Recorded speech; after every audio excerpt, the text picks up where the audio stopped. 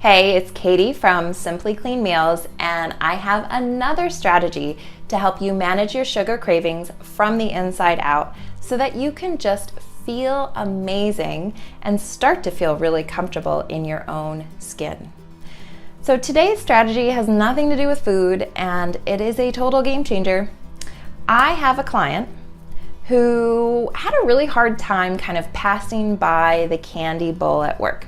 It was on the front desk, and every time she walked by, she felt like compelled to have a piece. And I bring this up because a lot of us have trouble at work. There's almost always a candy jar or a candy bowl or a candy drawer that everyone kind of picks at throughout the day for a little pick-me-up.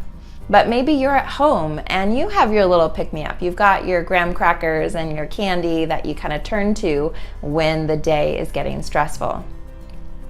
So this is what I want you to do.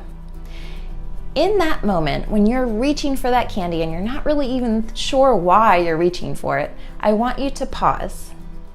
Pause and check in with yourself just to see how you're feeling. It can be quick, and just see, well, what am I feeling right now? Am I feeling tired? Am I feeling stressed? Am I bored? And it seems like this little mini Snickers is going to make me feel happy and make the day feel better. Just check in for a minute. That's step number one. Step two is to then kind of acknowledge how you're feeling. It can be really fast. So maybe if you're tired, you might think, well, okay, yeah, I'm tired. That makes sense. I didn't get good sleep last night, and so I'm reaching for candy. I get it. Okay. Right? So step two is to acknowledge the craving. Now, or acknowledge what you're doing rather, acknowledge how you're feeling. So this works because it really gives you a break. Often when I start working with clients on their sugar habits, they tell me they're not even sure why they're doing something, why they're grabbing all this candy at work, for example. So this really helps you kind of pause and start to understand why.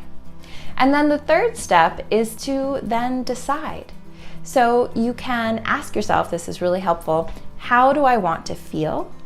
And is there something else that can help me feel that way right now? So if you're tired and you ask yourself, how do I want to feel? You're probably going to think like, well, I want more energy. I need to get through this day. So maybe instead of having chocolate, you can go and have just a half cup of tea. Half because you don't want to have too much caffeine in the afternoon. Or maybe you can get outside into the fresh air and the sunlight and go for a little walk. Or maybe you can put on some fun music and dance around for 15 minutes.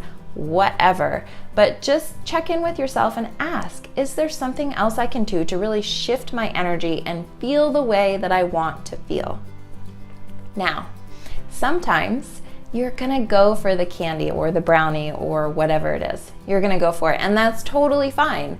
In those moments, I want you to still check in with yourself and see, did that shift my energy? Did it shift my energy now? And then check in with yourself in a couple hours and see how you feel. And check and see, was it a temporary fix, or do I still feel really good? And with all this information, you're gonna start to understand why you do the things that you do. You're gonna start to really kind of get a bird's eye view on yourself and your habits so that you can begin to make changes. All right?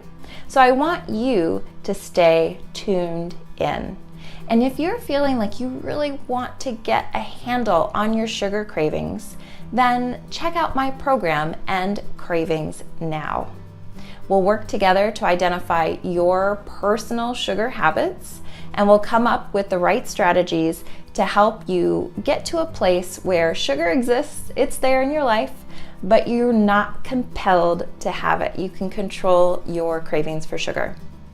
All right, guys, that's all I have for you today. Come back tomorrow for our final strategy to help you control your sugar cravings from the inside out. Bye.